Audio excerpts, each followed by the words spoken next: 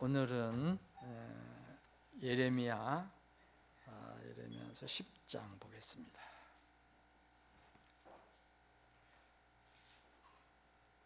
예레미야서 10장.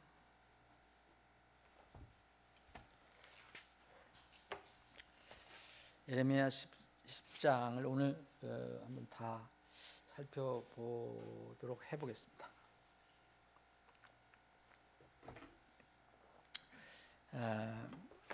우리 근본역 성경은 그 앞에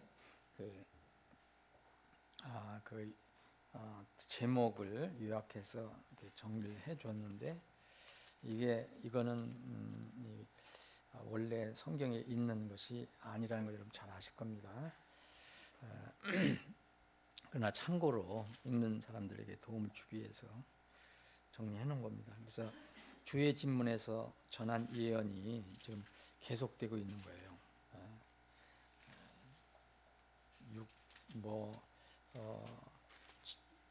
7장서부터 그 정리가 됐네요. 그래서 이 예레미야 예언자가 어떻게 하나님의 말씀을 받고 이렇게 이스라엘 백성이 전했나. 여기 이 10장에 주제로 우리가 기억한다면은 헛된 우상과 대비되는 권능의 하나님, 이렇게 여러분들 기억하시면 전체 내용을 좀 이해하실 수 있을 거예요. 우상과 하나님을 대비하고 있어요, 이 장에서는. 그래서 1절부터 16절까지 이게 한번 살펴보겠습니다. 이게 지금 1절부터 16절까지 제가 나눈 거는 1절부터 16절, 그리고 17절부터 그 다음에 22절, 그리고 23절, 24절, 25절 이렇게 세 단락을 좀 나눠봤습니다. 이건 정해진 건 아니고 제가 이렇게 정리를 그냥 해본 겁니다. 오 이스라엘의 집아, 너희는 주께서 너에게 하시는 말씀을 들으라. 주가 이같이 말하노라. 이교도들의 길을 배우지 말고 하늘의 표적들에 놀라지 말지니 이는 이교도들이 그것들에 놀라기 때문이라. 이는 그 백성의 관습들은 헛되기 때문이라. 이는 사람이 도끼로 숲에서 나무를 베어내고 장인의 손으로 그것을 만들기 때문이라. 그들이 은과 금으로 그것을 꾸미고 그들이 못과 망치로 그것을 고정하여 움직이지 않게 하느니라. 그것들이 종려나무처럼 똑바로 서 있으나 말하지 못하며 그것들을 반드시 메고 다니야 하나니 이는 그것들이 걸어 다니지 못하기 때문이라. 그것들을 두려워하지 말라. 이는 그것들이 재앙을 만들 수도 없고 그것들 안에 선을 행할 만한 것도 없기 때문이다. 우선 이 부분을 이제 우상의 무능을 얘기합니다. 아무것도 하지 못하는 우상에 대해서 얘기합니다. 예레미야는 지금 우상에 대해서 통렬하고 신랄한 풍자를 통해서 하나님의 대비해서 하나님의 위대하심을 지금 이 장에서 설명을 하고 있습니다. 이런 내용은 유사한 내용이 이사야에도 많이 나와 있어요. 이사야서에 보면 이사야서도 예언자 이사야도 이 우상과 하나님을 많이 대비합니다. 이사야서 40장, 41장, 44장, 46장 같은 보면 얼마나 이 우상들이 무능하냐. 그리고 이 우상은 사람들이 다 고안해서 만들어낸 거다라고 이야기를 하고 있습니다. 이러면 이스라엘이 곁길로 가서 섬기는 우상의 실체를 그대로 여기서 이제 드러내면서 유다 왕국의 멸망을 가져온 근본적인 원인이 무엇인지를 이제 또 설명하고 있습니다. 예레미야는 먼저 앞부분에서는 우상을 섬기는 이교도의 길, 그 다음에는 이제 하나님의 위대하신 이렇게 비교해서 계속 패턴 형식으로 같은 패턴으로 지금 말하고 있습니다. 1절부터 5절까지는 이제 우상에 관해서 얘기하고 또 6절부터 7절 이 두 절은 지금 읽어보면요. 오 주여 주와 같으시니가 없사오니 주는 위대하시고 주의 이름은 권능으로 위대하시나이다. 오 민족들의 왕이여 누가 주를 두려워하지 아니하겠나이까.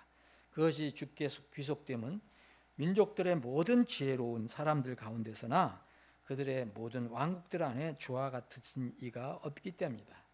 1절부터 5절까지는 우상의 헛됨, 무능을 얘기하고 아무 쓸모없음을 얘기하고 6절, 7절은 이제 이것과 대비해서 주여 하나님의 위대하심을 선포합니다.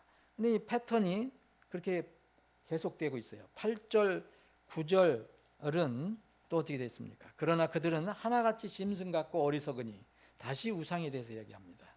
그 나무줄기는 헛된 것들의 교리이니이다. 판들의 깐 은은 다시스에서 가져오고 금은 우바스에서 온 것으로 장인이 만들고 주물공의 손으로 만든 것이요 청색과 자수색 옷을 입었나니 그것들은 모두 솜씨 있는 자들이 만든 것이로다. 이렇게 또 우상에 대해서 이야기하고 또 10절에는 또 10절부터 13절까지는 하나님을 다시 대비해서 말하고 있습니다. 그러나 주께서는 참 하나님이시니 그분은 살아계신 하나님이요 이시요 영존한 하나님이시로다. 그분의 진노에 땅이 떨고 민족들이 그분의 경노를 견딜 수 없으리라. 너희는 그들에게 이같이 말할지니 하늘들과 땅을 만들지 아니한 신들 곧 그들은 땅과 이 하늘들 아래에서 멸망하리라 하라. 그분께서 자신의 권능으로 땅을 만드셨고 그분께서 자신의 지혜로 세상을 굳게 세우셨으며 자신의 분별력으로 하늘들을 펼치셨도다. 그분께서 자신의 목소리를 내실 때에 하늘들에 많은 물들이 있고 또 그분께서 땅 끝들에서부터 수증기가 올라오게 하시며 그분께서 비와 함께 번개들을 만드시고 자신의 보고들에서 바람을 끌어내십니다. 똑같이 이 앞에 있는 패턴과 같이 이 하나님은 위대하신데 우상은 이렇게 무능하고 헛되다라고 얘기합니다. 또 이 세 번씩 반복되는데 다시 똑같은 패턴이 14절, 15절, 16절에 또 반복됩니다.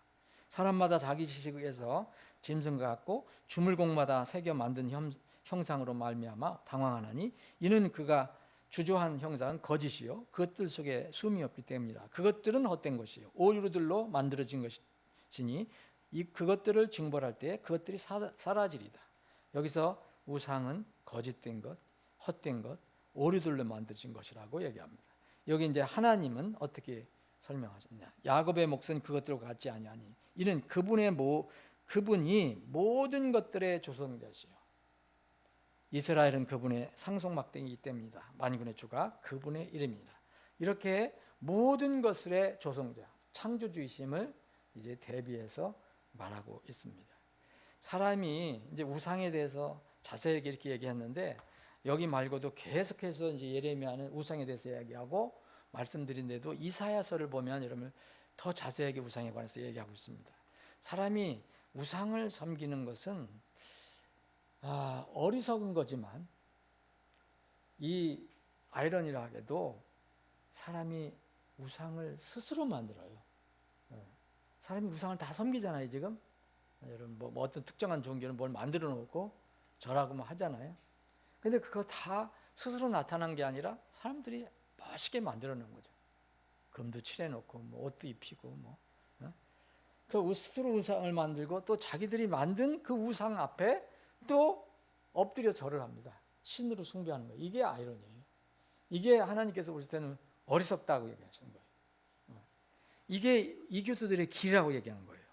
그래서 백성들은 하나님의 백성들은 이교도들의 길을 배우지 말라고 2절에서 말한 거예요. 그런데 우리 그리스도인들도 그런 어떤 물리적인 우상을 섬기지 않는다 하더라도 묘하게 신약에서는 이제 보이지 않는 우상이 있거든요. 그걸 섬길 수 있다는 거예요. 그리스도인들도. 사람들이 눈에 보이게 만든 우상들은 나무 토막이에요. 여기 나무 토막이라고 했잖아요. 나무 토막이기 때문에 사람에게 전혀 유익을 줄 수가 없습니다. 이게 살아있는 것이 아니라 죽은 것이기 때문에 사람들이 힘들어요. 왜냐하면 자기 힘으로 세워야 되고 또 그런 어떤 우상들은요 계속 끌고 다녀야 돼요. 메고 다녀야 돼요. 그래서 메고 다닌다 그랬잖아요.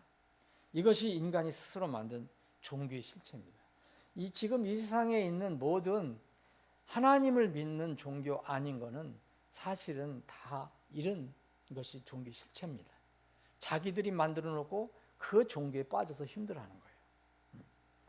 우상 숭배자들은 자기들이 고안해서 만든 우상들은 죽은 것이기에 전혀 무능하고 자기들을 위해서 아무것도 해줄 수 없다는 것, 사실 힘이 된다는 것, 무능한 존재도 안다고 얘기했어요. 여기 5절에 보면 안다고 그랬잖아요. 근데 안다. 근데도 뭐 다른 방법이 없으니까, 하나님 모르니까 그렇게 살아가는 겁니다. 하나님의 형상 사람은 외면의 몸뿐만 아니라 내면도 가지고 있는 것이 특징입니다. 사람은 하나님의 형상이 바로 그런 특징을 가지고 있죠. 이것은 내면을 가지고 있다는 것은 영혼을 가지고 있다는 거죠. 이런 존재로서 참 하나님을 믿지 않으면요, 그 빈자리를 절대 채워질 수가 없어요. 그래서 사람들은 뭔가 하나님 대신 뭔가를 채우려고 하는 겁니다. 이것이 우상이에요. 그게 어떤 보이는 물질이든 아니든, 이것이 헛된 이교들의 헛된 관습이라고 3절 4절에서 얘기하고 있습니다. 이것을 8절에 보면 헛된 교리라고 그랬어요. 교리가 뭡니까? 믿는 바잖아요. 그들이 믿는 바예요, 그게요. 근데 헛된 교리예요. 아무 쓸모없는 헛된 교리입니다. 그러나 나무줄기 우상과 비교해서 모든 민족의 왕이신 주 하나님은 위대하신 참 하나님이십니다. 살아계신 하나님이십니다. 세상을 심판하시는 하나님입니다. 6절에 주는 위대하시다고 했어요. 이런 위대는 다른 사람과 비교할 수가 없어요. 그리고 이제 10절에는 하나님께서 심판하시면 아무도 견딜 수가 없다고 했어요. 이길 수가 없다고 그랬습니다. 왜 하나님은 위대하시고 유일하신 참 하나님이십니까? 그분은 세상을 창조하신 하나님이십니다. 이분만 오직 이 일을 하실 수 있어요. 여기 12절 13절 하나님을 설명한 게 나오잖아요. 누가 어느 우상이 땅을 만들었고 세상을 만들고 하늘들을 펼쳤습니까? 이 석가모니가 그렇게 했을까요? 누가 했을까요? 누가 비를 불러오고 번개들을 내고 바람을 끌어옵니까? 어떤 우상들도 이런 얘기 하지 않습니다. 그런 종교들 가지고 있는 사람들. 오직 하나님만 창조시기 때문에 이런 말씀을 합니다. 여기서 주물공도 나오는데, 주물공이라는 것은 멋있게 만들려고 이제 쇠물을 틀을 짜서 그래서 쇠물을 부어가지고 이렇게 우상을 만들어내는 이 주물공마다 나중에는 당황해진다고 그랬습니다.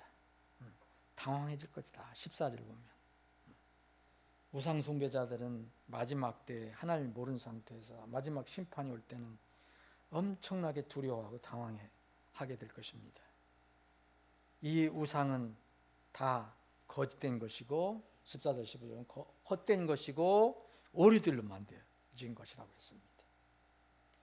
그러나 하나님은 이 세상을 만드신 조성자입니다. 이 우상과 하나님을 대비하고 이제 17절에는 이런 말씀이 시작됩니다.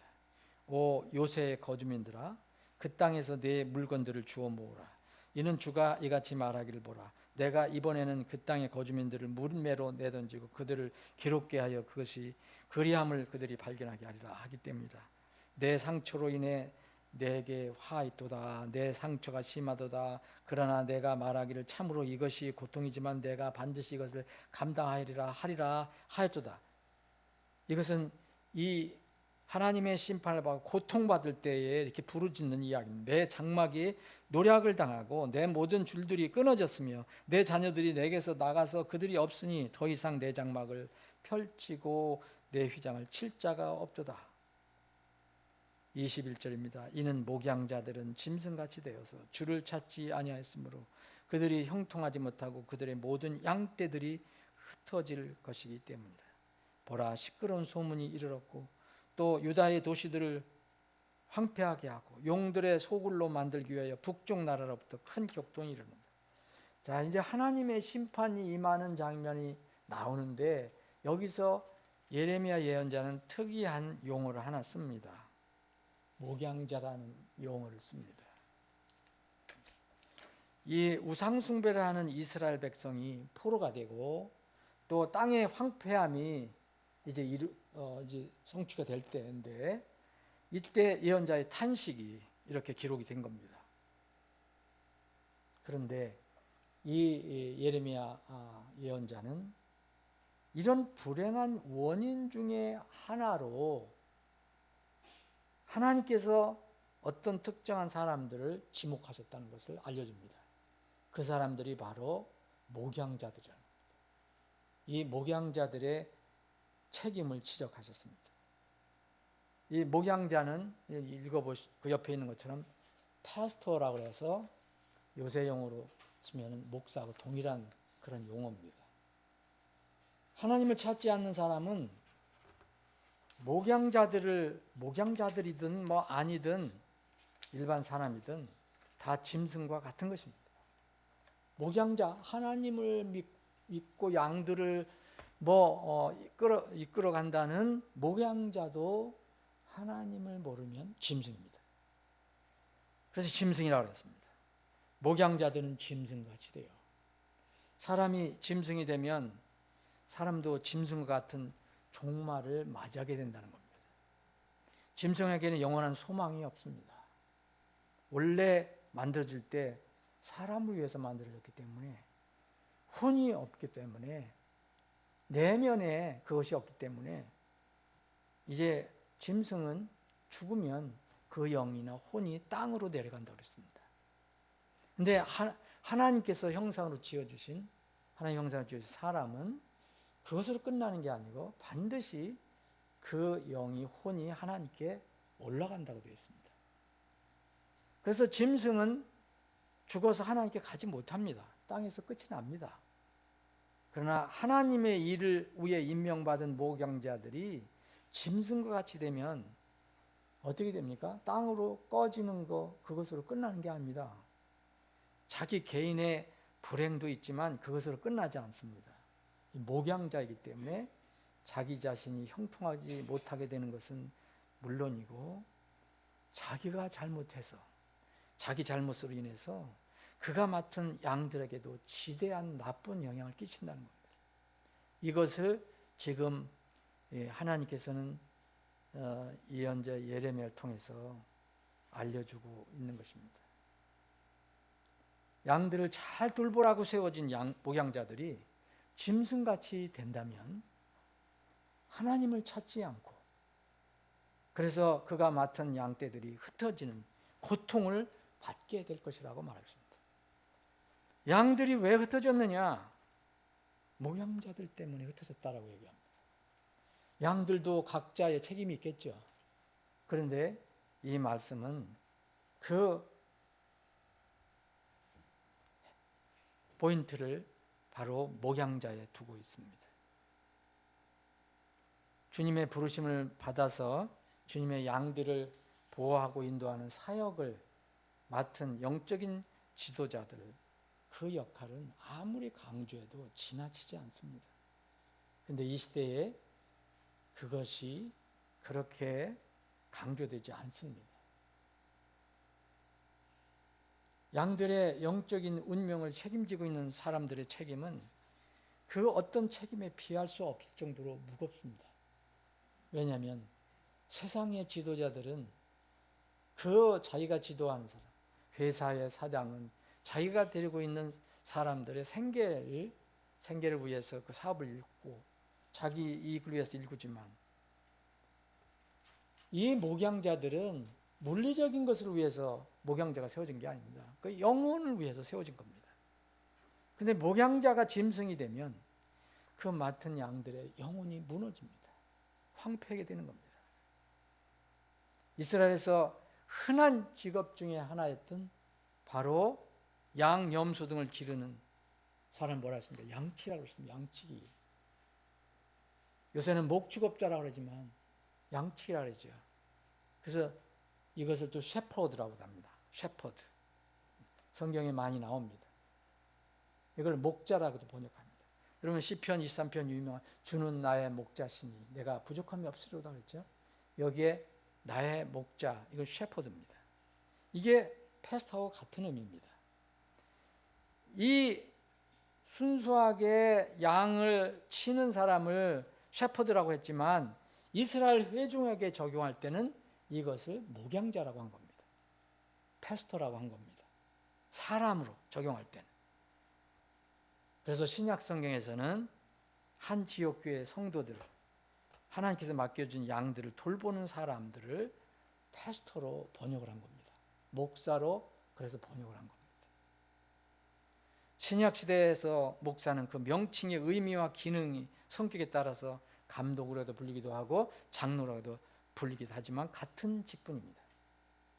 그런데 성경은 불행하게도 이 목양자들, 이 목자들, 이 목사들, 곧 감독, 장로들이 하나님의 뜻대로 사역하지 않고 하나님으로부터 인정받지 못하는 경우를 너무 많이 성경은 기록하고 있습니다. 여러분 특별히 어디에 많이 기록되어 있느냐? 예레미야에 많이 기록되어 있습니다. 예레미야는 비탄의 예언자입니다. 슬픔의 예언자입니다. 이스라엘이 망하는 걸 보고 울 예언자입니다. 근데 그 예언자가 쓴 그 긴 글에 목양자라는 말이 그렇게 많이 나옵니다. 그만큼 이스라엘이 망했을 때 이스라엘 백성 한 사람 다 책임도 있지만 그들의 지도자들의 책임이 얼마나 무거웠는가 이거를 알려주고 있습니다. 우리는 이미 예레미야 2장에 주님께 범법하는 목양자들이라는 말을 우리가 살펴봤습니다. 오늘에는 짐승 같은 목양자라고 했어요. 하나님을 잊어버리는, 하나님 떠난 이 짐승 같은 이 목양자. 예레미야 12장에 보면은 주님의 포도원을 부수는 목양자라고 그랬어요.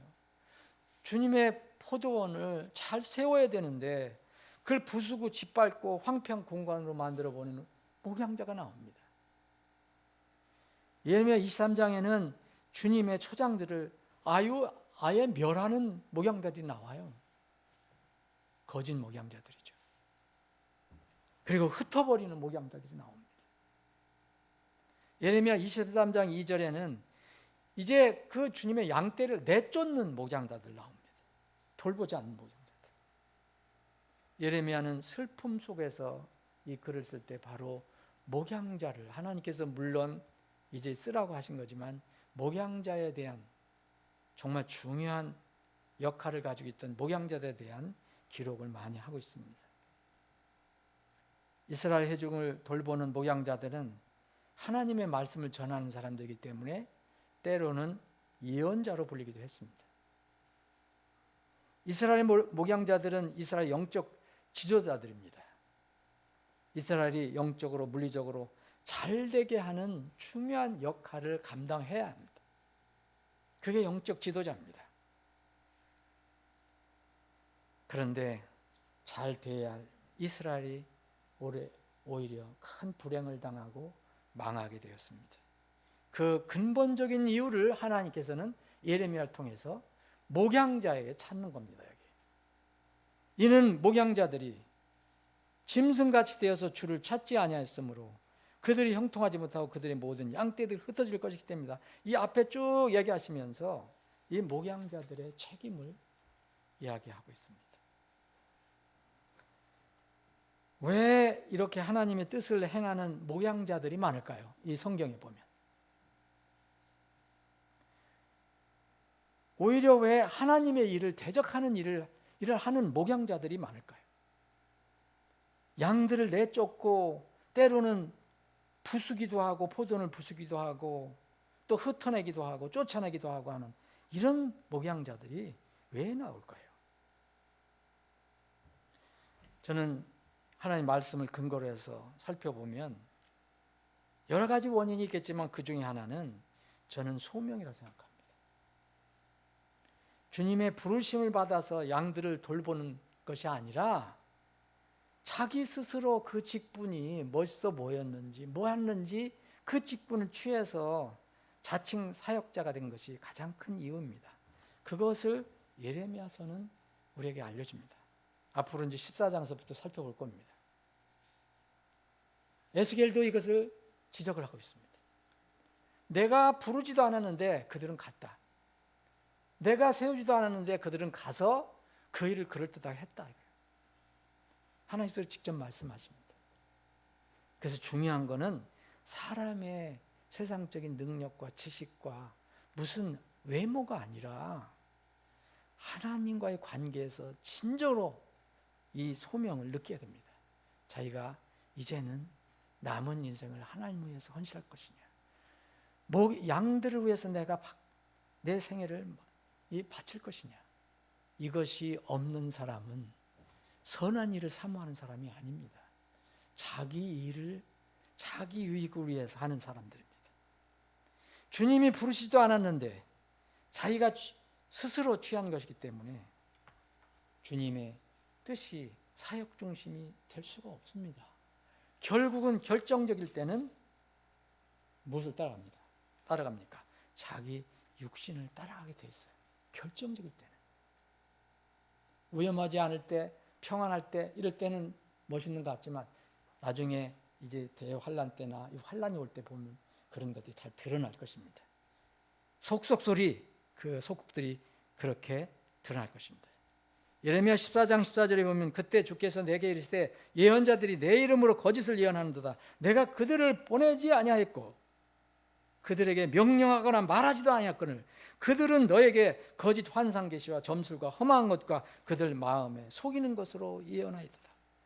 그러므로 내가 보내지 아니하였는데도 그들이 내 이름으로 예언하여 말하기를 칼과 기근이 이 땅에 없으리라 하는 그 예언자들에 대하여 주가 이같이 말하노라. 칼과 기근으로 그 예언자들이 소멸되리라. 하나님께서 보내신, 하나님께서 소명을 받은 예언자들은요, 상황이 어떠하든 간에 사람들이 싫든 좋든 이때 이스라엘 백성에게 이 칼과 기근으로 망한다는 소리를 하기가 쉬웠겠습니까? 백성들이 싫어하고 거짓 예언자들은, 보내지도 않은 사람들은 사람 비유 맞추려고 거꾸로 예언을 했습니다. 보내지 않았다고 말씀합니다.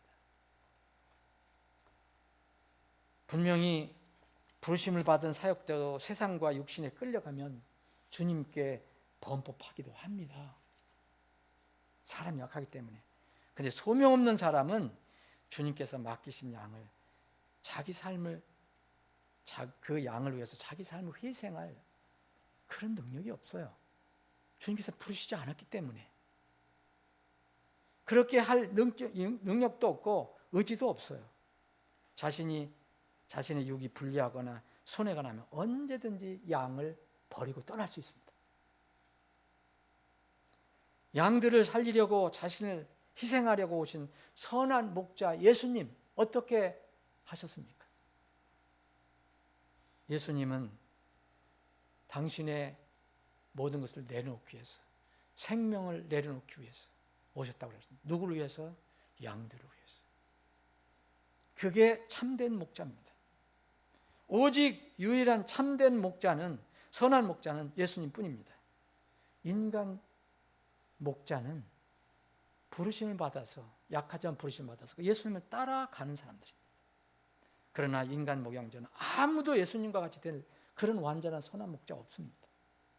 다만 그런 방향으로 가는 것뿐입니다. 그럼에도 불구하고 부름을 받지 않은 사람들은 결국 성경에서 말하는 도둑 목자가 되는 겁니다. 사꾼 목자가 되는 겁니다. 이런 것을 이제 디모데전서 3장에 보면 만일 남자가 감독의 직분을 사모하면 그는 선한 일을 사모하는 것이다 그랬어요. 선한 일이 뭐냐? 선한 일. 바로 예수 그리스도께서 하신 그 선한 일. 그 일을 사모하는 것이라 하는 이 말은 참된 말이로다. 이것을 인간 감독에게 적용했습니다. 사실 굉장히 무거운 말입니다. 사람은 완전한 사람이 없기 때문입니다. 그러나 분명 소명은 있습니다. 하나님과 본인과의 관계에서 분명 소명은 있습니다. 주인으로 상속 백성 위의 주인으로 군림하는 것이 아니고 오직 선하신 참목자이신 예수님 발자취를 따라서 양떼에게 본이 되는 희생과 헌신의 삶이 바로 주님께서 부르신 참된 목양자입니다. 이것이 사역자가 되고자 하는 사람들이 부르심을 받는 선한 일입니다. 오늘 여기까지 하겠습니다. 아버지 하나님, 오늘도 저희들에게 믿음을 주셔서 3일 저녁에 하나님 집에 모여 주님을 찬양하고 경배하며 기도할 수 있는 시간 갖게 해주셔서 감사합니다. 이 시간 또 말씀을 나누는 시간을 갖게 해주시면 감사합니다.